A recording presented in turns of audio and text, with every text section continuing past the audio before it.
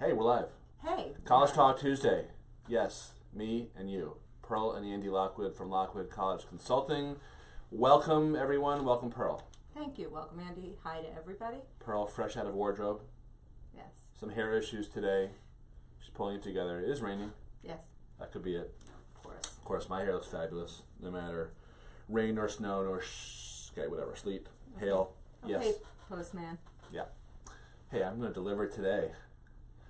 So we're going to talk about college return on investment, and specifically this particular episode is for anyone who has felt like college costs are crazy, they're running away, the deck is stacked against you, you feel like there's no semblance of reality in terms of what college costs and what you get out of college. And I think what you're going to learn today is that that's all true. Sadly. Yeah. Maybe sadly. Largely true. Yeah, but that's only if you are not proactive and you are a victim. And instead, we're going to talk about how you can achieve college return on investment and avoid getting ripped off by these overpriced colleges. So, if you are just joining us, please say hi in the comments section. Just pop a little comment in there. And if you have any questions, of course, pop them in comments also. This is a show that we do every week at 11:30 Eastern, College Talk Tuesday. All right, so in the paper today, there was a story about the highest paid college president in the country. And this one, it takes a lot to surprise me. This one surprised even me and definitely you. You're a little bit more easy to surprise. But I had asked you this morning, I said, guess, who's the highest paid college president? And or what colleges they were from, and do you remember some of your potential answers? Some of my picks were Elon, I think, and then I said High Point. Just based on what? Country Club appeal. Okay. Well, Elon's not so much of a country club. But High Point definitely I is. meant to say High Point. Yeah, actually, but it's not an Ivy League school. It's not. Well, I knew once you said that, right? Okay, so you're trying to game. But the it answer. wasn't even guessable. Yeah, it really wasn't. So the highest paid college for 2014, so going back a couple of years, was the head of SCAD, Savannah College of Art and Design, Paula Wallace, and she made her compensation was based on a few different components. So there was a base salary of $859,000 and a bonus of $1 million, which those two components alone are more than Harvard's president, Drew Faust, who made $1.2 million total in terms of his salary plus, I guess, housing and the rest of his compensation package. So, but that's not all she made. She also had a very large chunk given to her as part of deferred earnings, which was about $7.5 million. Now, SCAD, okay. I know this is going to offend some people. SCAD is I believe it to be a decent school. We certainly have a handful of kids each year who apply there, right? Yes. Okay. But let's look at some of the facts that should give you a little pause here, okay, before you ship your kid off to SCAD. Perhaps because you found out that the college president makes a lot of money. So that's not the best decision point. But anyway, so according to payscale.com, which does every year, which ranks colleges in terms of the return on investment. So that just to be clear, this is how they figure out college return on investment. It's the average earnings of a kid who graduates there compared to what they would have made had they not gone to college at all, but also factoring in how much they paid for college. So it's earnings less college costs compared to high school earnings. And I think it was 2013, SCAD was dead last. Literally last in all these rankings. It was like last. It's the least economic. Worst benefit. return on investment. As I had a negative choice. return on investment back in, I believe it was 2013, according to Payscale.com. They looked at 1,268 colleges or something, and it was literally the worst college. And this year it's improved. But it's still in the Payscale actually added more colleges, so it's still in the 1,200 range. The 20-year net return on investment is $43,000. So that's the difference after 20 years. That's what and after 10 years, most SCAD grads I think the median salary is $35,000. The problem is that it costs over 4 years $201,000 to go there. Another stat that I found was very telling is that 65% only of kids who enroll in SCAD graduate. Graduate at all, not just in 4 years? Not in 4 years, in 6 years. Wow. 65% graduate in 6 years. And the average loan amount is $40,000. So not a great place to go if you're looking for a way to make a living after college. So that got me thinking about looking up some other common popular schools that are also pretty bad return on investment schools. Oberlin in Ohio is also way at the bottom. Bard, which I don't know how they stay open, frankly, but we see a few kids apply to Bard every year, but we don't see a lot of kids go there, at least in our practice. So I don't know if that's because we talk them out of it or because they realize that the school could be out of business the day after they enroll. I don't know. Berkeley in Boston, Berkeley School of Music, that just merged with I think the New England Conservatory, where cousin Doug teaches, Doug Lockwood, and so nice job, Doug. And Coastal Carolina is way at the bottom also for return on investment. That's been a hot school these last few years. Yeah, exactly. Huh. Yep. So, why did she make so much money? So a couple of things that were highlighted in the article. The expansion, the enrollment growth, and they now have 13,000 students at SCAD, including campuses in France and Hong Kong, where students pay full price. There's no financial aid over there, so that's a very smart business move. I don't know if that benefits any of our fellow American kids going to college. She also recruited a Home Depot CEO to be on her board, or the Home Depot I guess the current one. So kind of nutty, right? So well, it definitely gives you a glimpse into what you're paying for at some schools. Yeah, absolutely. And what you're not getting. Yeah, right. Necessarily. So let's talk about some of the good schools for college ROI. So I printed out a few for you. There's some usual suspects on there, such as Caltech, MIT, Stanford, Princeton. Those are all very expensive schools, but they also give out a fair amount of financial aid, and they also produce a very strong return on investment, again defined as what kids earned compared to what high school grads earned, less the total cost to go to those colleges. So those are not surprises, neither to me, but maybe to any of you guys watching. Georgia Tech Stevens Institute in New Jersey, Hoboken, and WPI, Worcester Polytechnic Institute, and NJIT, New Jersey Tech Institute of Technology, also good ROI schools. One of the best ROI schools, SUNY Maritime. Wow. We have we have a client who's going there. Yeah. Young Nano is going there. So that's pretty exciting. Because it's so cheap, both for in-state and out-of-state. It made the list for both in-state and out-of-state kids. And then Babson, which is a great school for entrepreneurial type kids. I believe that's in Waltham or Wellesley, Massachusetts. I can't remember. That's embarrassing because I grew up in Newton, which is adjacent to each of those towns. But Babson, as well as Bentley College, where we also have a client headed there. I think that was number 17 in terms of total return on investment. So that's a great business school. They also tend to give a lot of money. So if any of you guys are business students or you have kids who are business-minded type people. Michigan, great return on investment. Ann Arbor. And Maryland, also a very strong return on investment. Clarkson. Wow. Clarkson, which is somewhere upstate. Surprising. Yeah. Yep. Here's another one that's going to blow your socks off. Let's hear it. Are you wearing socks? Nope. Okay, so it's already had the desired effect. Yep. Manhattan College. Yep. So that is a great return on investment school. And Binghamton, no surprise there. No. And Lafayette, Bucknell, and Boston College also made the top 50. Good to know. And James Madison. JMU. The college, not the president, made that list, and Vanderbilt. So yeah, very nice. So all those. So let's talk a little bit about how to. So I recommend Payscale.com. By the way, any shout outs we need to do here? Are you paying attention to who's coming on? A little bit. Yeah. So if you're just joining us, any questions, pop them in comments. Trying to monitor this and chew gum at the same time. We're hoping that you let us know that you're watching and you like the show. You share it, like and comment and share LCS. Really appreciate it.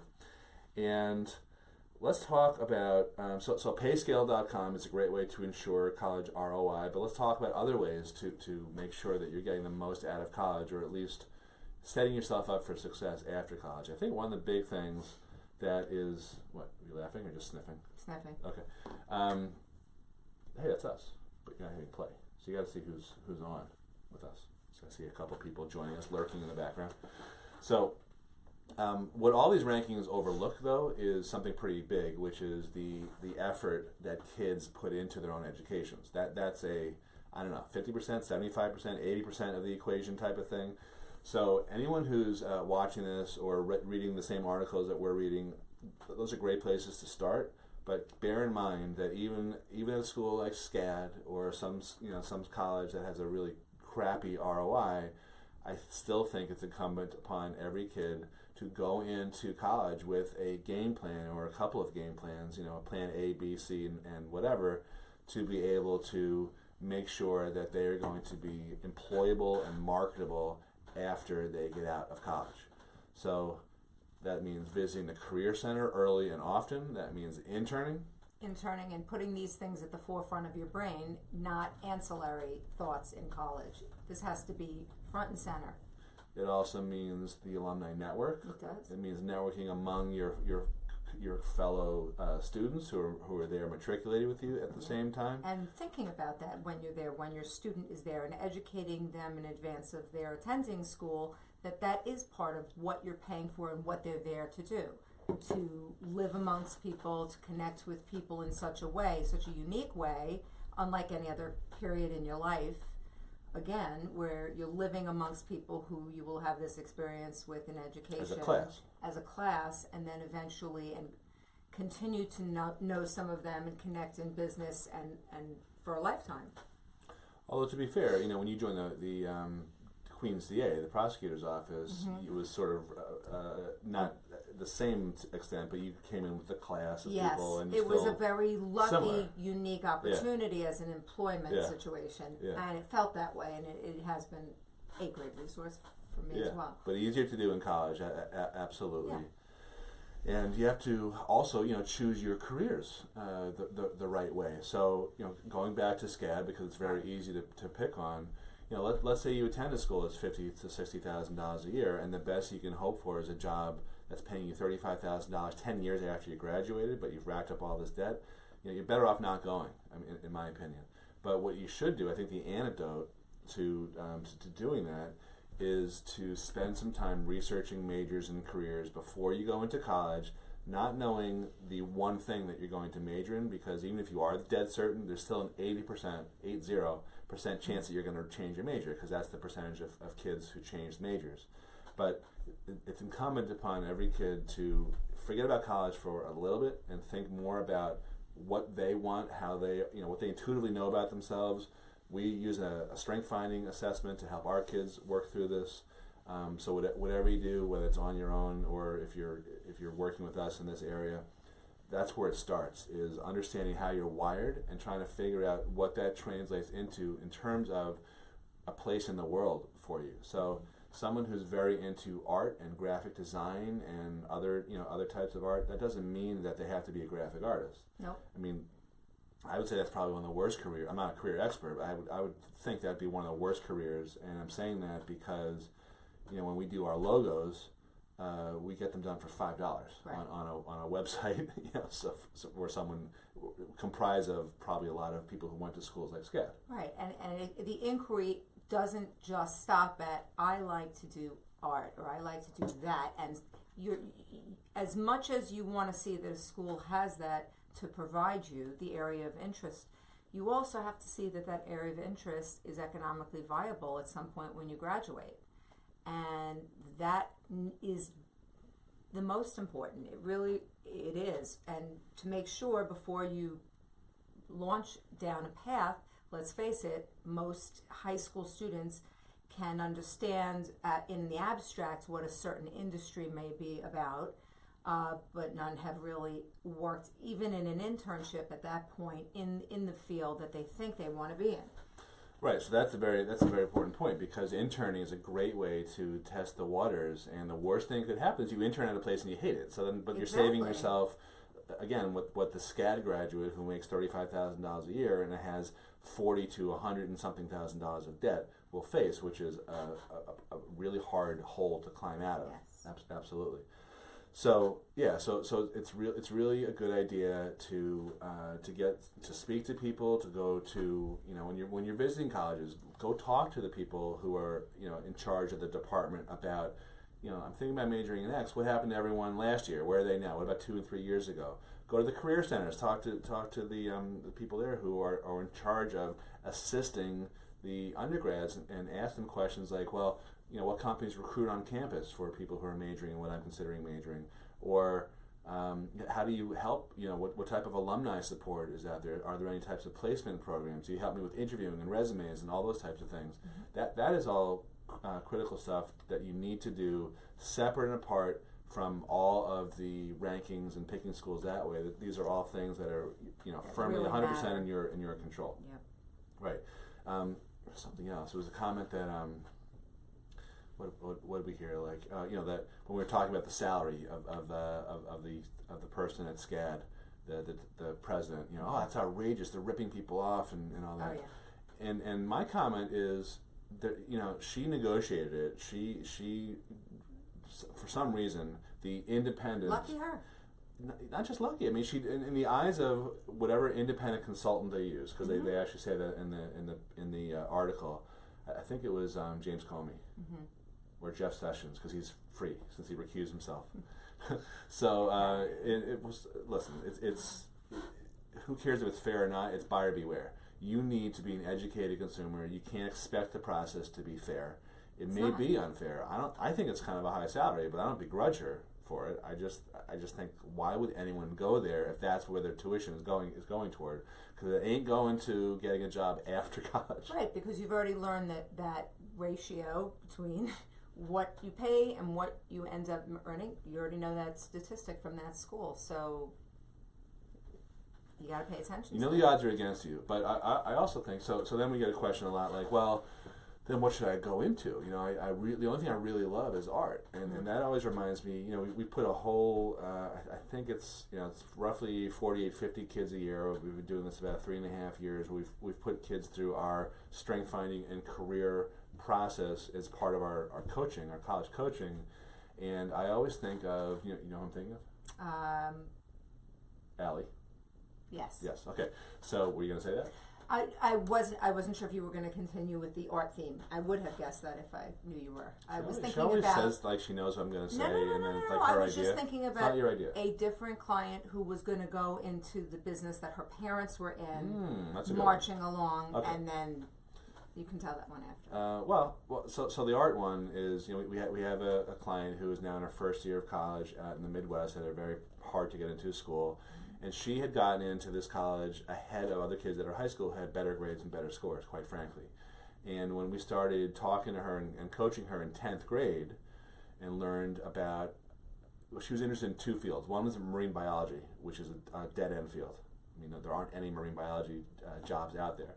And then she was also then interested in art. And you might think, you know, based on what we're talking about or based on your own experiences, you know, that's not exactly a growing field either. Long story short, she ended up being coached by our career counselor to consider curation, as in not just museum curation, but curation of everything. And you know, universities are involved with curation. Private collections have to curate things, and I didn't really know. I still barely know much about that field, but I do know.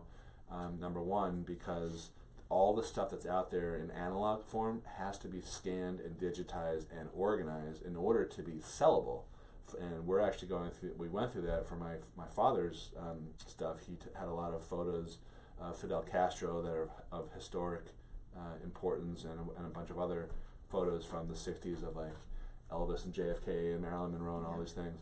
So he's got an agent who curated, you know, a lot of his collection about Castro in order to be more sellable. And it turns out that is a $92 billion business, and that's one area for someone who is artsy to actually go into where they can make a living and love what they do.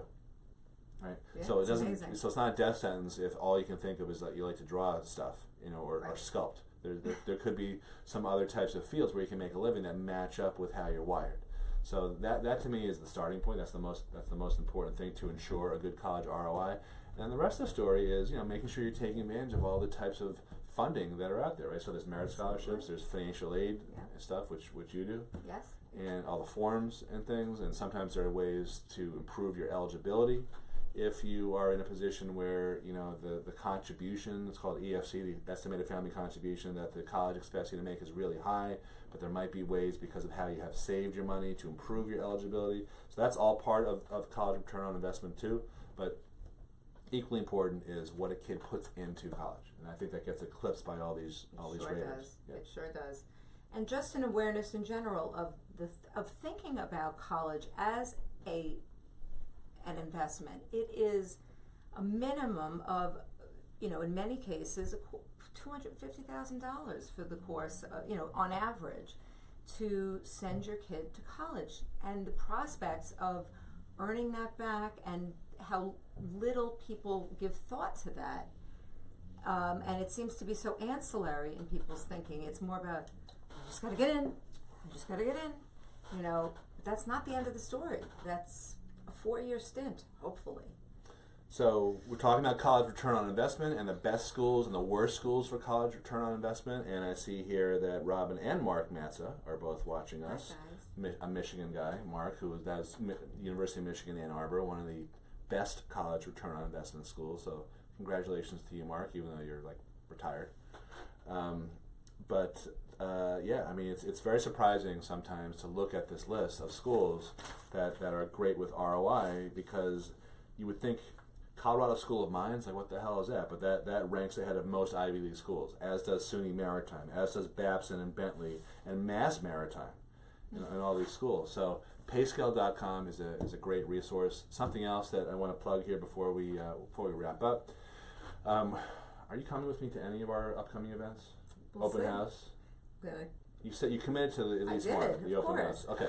So this week, this Thursday, we're going to, we meaning me, are going to be speaking in Harbor Fields out in Greenlawn at the public library. That starts at 7.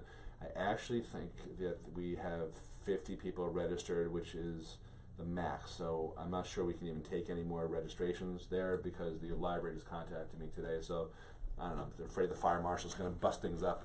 Could get crazy, So all right. So where would people find additional? So I'm going to list out the 3 things that we're doing this month, and everything's going to be on one website. So there's the potential availability out in Greenlawn, out in Harbor Fields, this Thursday, the 9th at 7.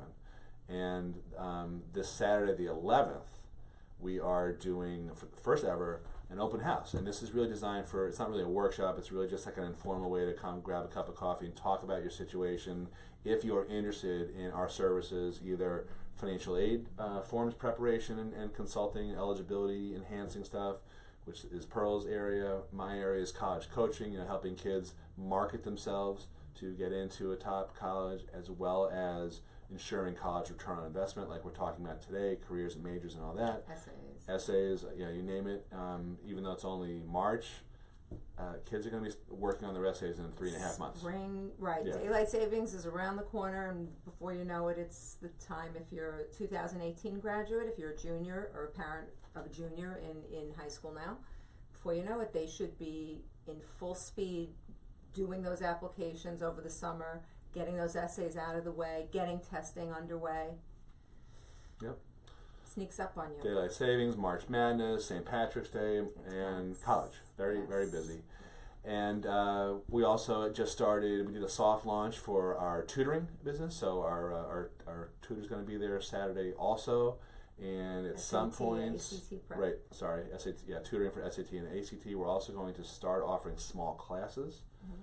And we may not be confined to only one location. We're going to have an announcement at some point. So if any of those things are interesting to you, go to Lockwood. Can you post this? Go to lockwoodworkshops.com. And you will see all of our listings, which for public things, which go out, I think, through December of 2016, 17, lockwoodworkshops.com. And either for the, I believe, sold out workshop this Thursday, we still have some room for the Saturday's open house, which starts at what did I say, 10 o'clock? I can't remember what time. It's listed there. We'll be there at 9:30, and we'll bring in coffee. And then later in the month, we're going to be speaking in Garden City. That is, I believe, at the end of the month. That's also listed at lockwoodworkshops.com. All right. Any comments from the Peanut Gallery before we wrap up here? No comments. Everyone's a little. All right. quiet So today. it's okay. It's going to be quiet. So most people watch this on replay. So if you have any questions, any comments, just drop them in the section there, the comment section there, and we will get back to you usually within 24-ish business hours. So thanks a lot for watching. This is College Talk Tuesday. I'll be back tomorrow morning with College Coffee Talk. Coffee Talk. Which I've been doing. That's like an experiment that I've done for the last 3 or 4 weeks. Every morning I'm answering one specific question that we have collectively been asked in the last couple of years, because frankly I found out that we're not doing such a great job of answering all those questions that come in on our webinars and our live workshops and all that. So I'm just trying to go through all of them. There seems every time I do one, I find another 3 or 4 that we haven't answered yet. So the good news is I'm getting to it. Well, the good news is I'm getting to it, and I have them all listed there. The bad news is I'm going to be doing this for a while. So too bad, if you don't like it. But no, please check us out. Same page, and then so that's every morning except Tuesdays when we do College Talk Tuesday, which is every Tuesday at 11:30 Eastern Standard Time. Got it. Great. All right. Thanks for watching, and we'll talk to you soon.